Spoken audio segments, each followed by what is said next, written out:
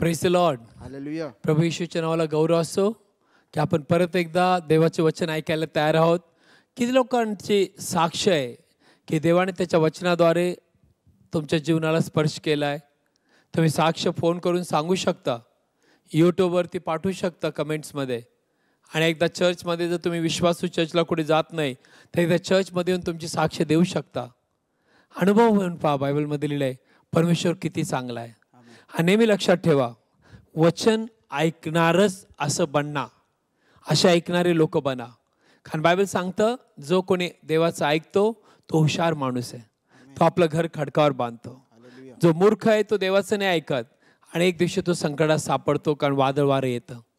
Praise the Lord. Hallelujah. आज आपण देवाचं वचन ते ऐकत आहोत ना. इर्म्या 29:11 वाचूया प्लीज. कारण मी तुम्हाविषयी जे संकल्प करीत आहे हां, ते मी जाणतो. ओके. तुम्हाला शेवटी आशा द्यायला ते शांतीचे संकल्प आहेत आणि अरिष्टाचे नाहीत, असे यहोवा म्हणतो. देव म्हणतो मला माहित आहे तुझं जीवन, तुझं काय चाललंय तुझ्या जीवनात. देवा तुम्हाला माहीत आहे, तुझं हृदय मला माहीत आहे, तुझ्या जीवनातले विचार मनातले माहीत आहेत.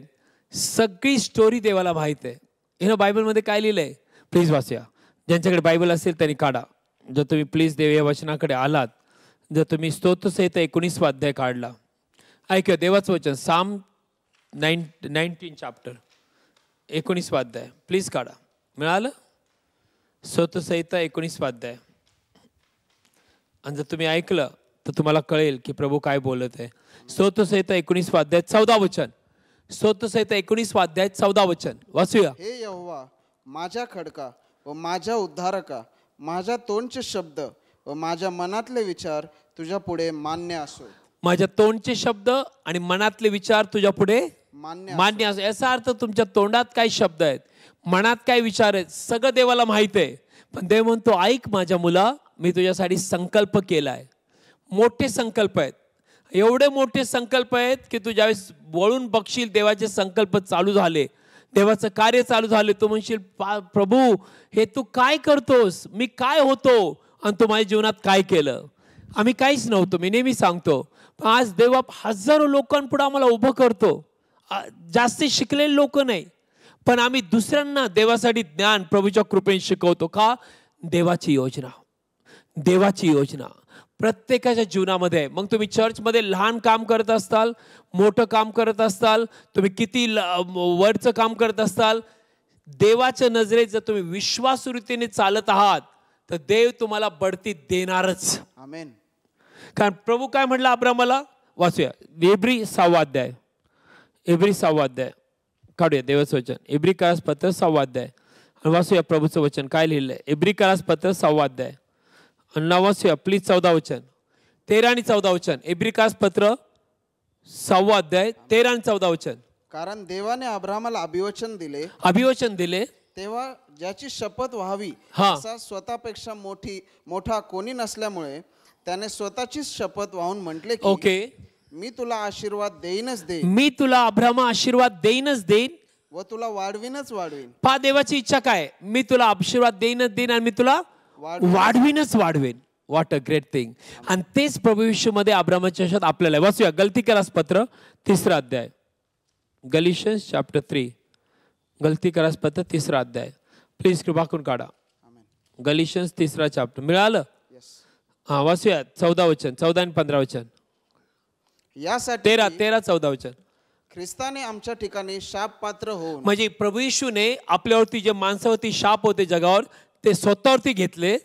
नियमशास्त्रातील शापापासून हा खंडणी देऊन आम्हास सोडवले. कारण जो कोणी झाडावर टांगलेला आहे ओके, तो शापित आहे असे लिहिले आहे. ओके. यासाठी की अब्रामाचा आशीर्वाद ख्रिस्त येशूमध्ये राष्ट्रांच्या लोकांना मिळावा. आमेन. Praise the Lord. पुढे हालेलुया.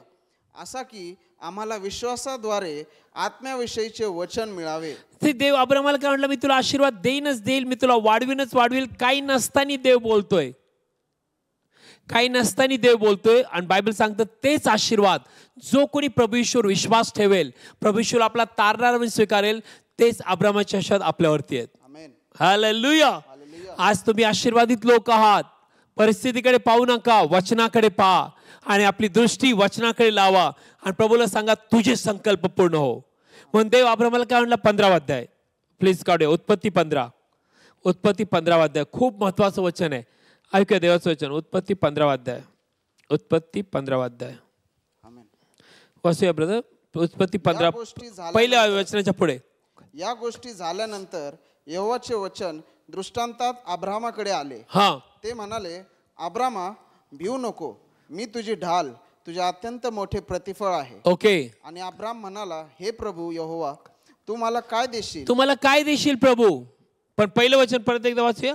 या गोष्टी झाल्यानंतर यहोवाचे वचन दृष्टांतात अब्रामाकडे म्हणजे आले. देव दृष्टांतात अब्रामाशी बोलतोय. काय बोलतोय का? ते म्हणाले, अब्रामा भिवू नको, भिवू नको, मी तुझी ढाल, मी तुझी ढाल म्हणजे संरक्षण आहे.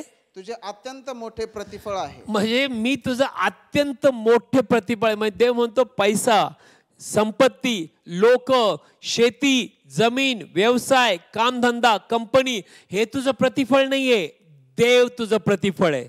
आणि तर देव तुझं प्रतिफळ आहे तर मला एक गोष्ट सांगायला आवडेल, सगळ्यात जास्ती उंच तू केला जाशील. आमेन.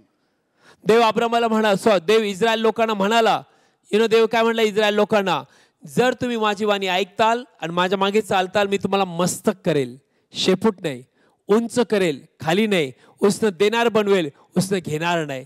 आणि प्रभू येशूमध्ये आज आज्ञा पाळायची गरज नाही. फक्त येशूवरती पूर्ण जीवाने, मनाने आणि पूर्ण शक्तीने प्रेम करा.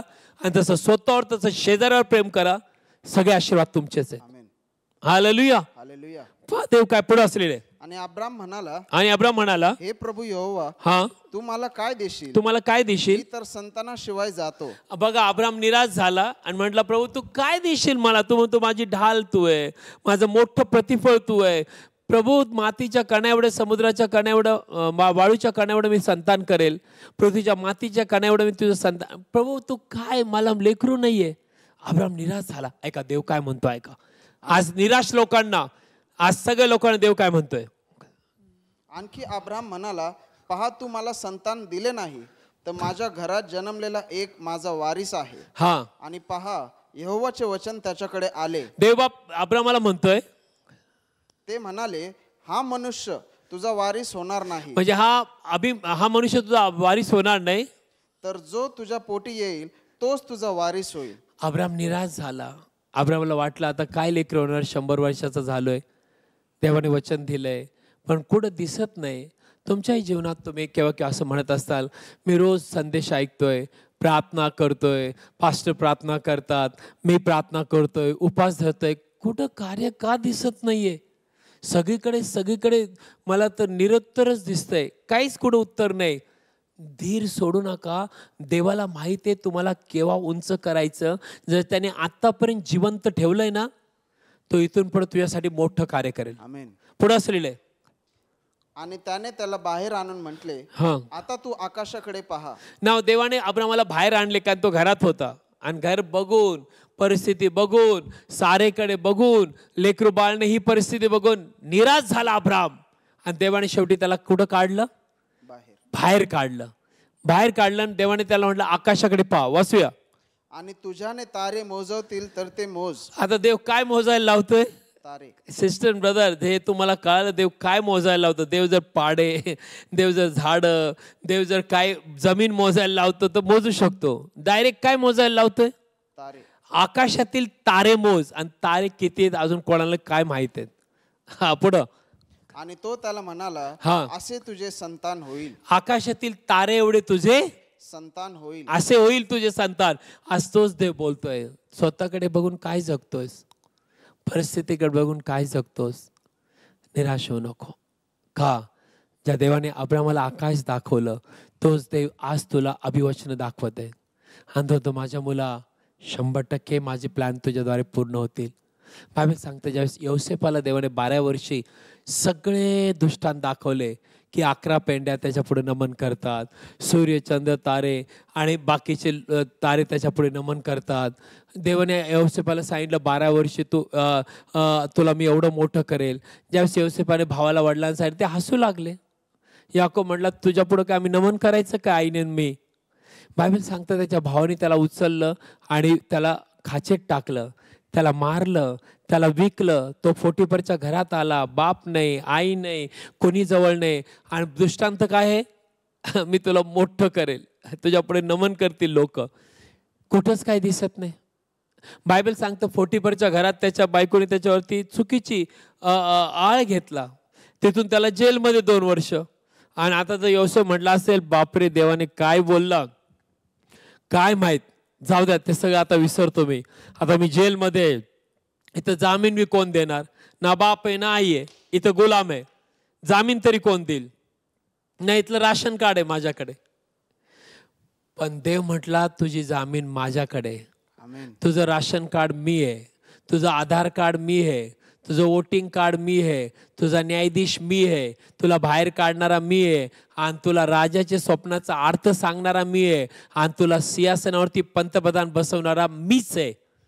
आणि एका क्षणात देवाने योसेफाला काढलं जिथं आशा नव्हती, आणि त्याला पंतप्रधान म्हणून बसवलं. आणि तुम्हाला माहिती आहे योसेफाने राजाचा अर्थ स्वप्न बी सांगितलं आणि राजाचं स्वप्नाचा अर्थ सांगितला, आणि बायबल सांगतं की देवाने त्याला उंच केलं आणि त्याचे भाऊ त्याच्याकडे आले, त्याच्या पुढे ते नमले आणि देवाचं दृष्टांत पूर्ण झाला. सिस्टर ब्रदर, आजची वेळ आहे, मी आज अशी प्रार्थना करेल की प्रभू येशूच्या नावात आजपासून तो दृष्टांत पूर्ण व्हावा. आजपासून देवाची योजना तुमच्याद्वारे पूर्ण व्हावे, देवाचे संकल्प तुमच्याद्वारे पूर्ण व्हावे. यस, प्रभू येशू ख्रिस्त याच्यासाठीच आला की तुम्हाला आशा असावी, आणि तो प्रभू येशू गौरवाची आशा आहे. तो प्रभू येशू आला जेणेकरून तुम्ही मरू नये म्हणून येशू वधस्तंभावर मेला. तुम्ही तुमच्या पापात तुम्ही नरकात जाऊ नये आपण म्हणून तो प्रभू येशू ज्यांनी पाप जाणलंच नाही त्याला आमच्याकरता पाप असे केले, यासाठी की आम्ही त्याच्यामध्ये प्रभू येशूमध्ये देवाचे न्यायीपण म्हणजे देवाचे लेकरं, देवाचे स्वभाव असलेले जीवन असलेले लोक बनावे. हालेलुया. येशू खरोखर मेला जगाच्या पापांसाठी, तो पुन्हा उठला आणि तो परत येणार आहे. सिस्टर, विश्वास धरा. ब्रदर, गोष्टी देव करू शकतो आणि आजच होणार. डोळे बंद करा, आपण प्रार्थना करूया. प्लीज आपले डोळे बंद करा, प्रार्थना करूया. आणि ज्यांनी आतापर्यंत प्रभू येशूवर विश्वास नाही ठेवला, प्रभू येशूचा अनुभव घेऊन पहा, पूर्ण हृदयाने माझ्या मागे प्रार्थना करा, अर्थ समजून करा. बोला, हे प्रभू येशू, हे प्रभू येशू, मी पूर्ण हृदयाने तुझ्यावर विश्वास ठेवतो. तू जिवंत देवाचा पुत्र आहे, जिवंत देवाचा पुत्र, तू माझ्यासाठी आला, माझे पाप आणि शाप घेऊन वधस्तंभावर प्राण दिला, तिसऱ्या दिवशी तू पुन्हा उठला, असा माझा विश्वास आहे. मला क्षमा कर प्रभू. प्रभू येशू, तूच माझा तारणारा देव आहेस. प्रभू येशू, माझ्या हृदयात ये आज. प्रभू येशू, तुझ्या नावावर विश्वास ठेवल्यामुळे सार्वकालिक जीवन माझ्या हृदयात मी स्वीकारत आहे. मी कबूल करतो मी जिवंत देवाचं लेकरू आहे. प्रभू येशूच्या नावात माझं तारण झालं. आमेन. डोळे बंद करा. फादर, प्रभू येशूच्या नावात मी त्यांना आशीर्वाद देतो. पवित्र आत्मेने, कृपेने, वचनाने, देवाच्या प्रीतीने आशीर्वादित व्हा. जो काही शैतान त्यांना अंधार दाखवतोय, निराशा दाखवतोय, मरण दाखवतोय, आजार दाखवतोय, कबर दाखवतोय, घराची परिस्थिती वाईट दाखवतोय, त्या दुष्ट आत्म्याला त्या परिस्थितीला मी आज्ञा देतो, त्यांना त्यांच्या घराला सोड प्रभू येशूच्या नावात. आजपासून चित्र बदललं जाणार. आजपासून आरोग्य, आशीर्वाद, शांती, आत्मिक शारीरिक बौद्धिक आशीर्वाद तुमचे आहेत प्रभू येशूच्या नावात. ज्या ठिकाणी दुःख होतं तिथं आजपासून आनंद तुम्ही करणार. ज्या ठिकाणी तुम्ही हरलात तिथं तुम्ही विजयात उभे राहणार प्रभू येशूच्या नावामध्ये. आणि सगळे रिपोर्ट येशूच्या नावात बदलले जा. दारू, भांडणं, दुभागणी, पती पत्नीला वेगळे करण्यात नाही, लेकरांना वेगळे करण्यात नाही, निघून जा प्रभू येशूच्या नावात. फादर, आजपासून तुझी संकल्पना योजना पूर्ण हो, यासाठीच तू आला जेणेकरून आम्ही जगावं आशीर्वादित जीवन. प्रत्येक दुःख आनंदात बदललं जा आणि प्रत्येक इच्छा पूर्ण हो, आणि आजपासून ते तुझ्यासाठी जगणार प्रभू येशूच्या नावात. Amen. Praise the Lord. So आज तुम्ही विश्वास ठेवलाय, प्रार्थना केली, आता साक्ष द्या फोन करून. तर तुम्ही विश्वासू चर्चला जात नाही, विश्वास चर्चला एकदा नगरला, सोनेला या, बॉम्बेला असता बॉम्बेला या, शिर्डीला, कोपरगावला. आणि लक्षात ठेवा, रोज 8:30चं वचन ऐका, तुमचा विश्वास वाढेल. गोष्टी घडणार प्रभू, घडल्यात प्रभूषणात. आणि ज्यांनी सबस्क्राईब नाही केलं त्यांना सांगा, त्यांना देखील तुम्ही हे बघायला लावा, जेणेकरून तुमच्यासारखे ते आशीर्वाद होतील. रोज आम्ही तुमच्यासाठी प्रार्थना करतोय. काळजी करू नका, प्रभू येशू लवकर येणार आहे. आमेन. भेटूया उद्या. आमेन.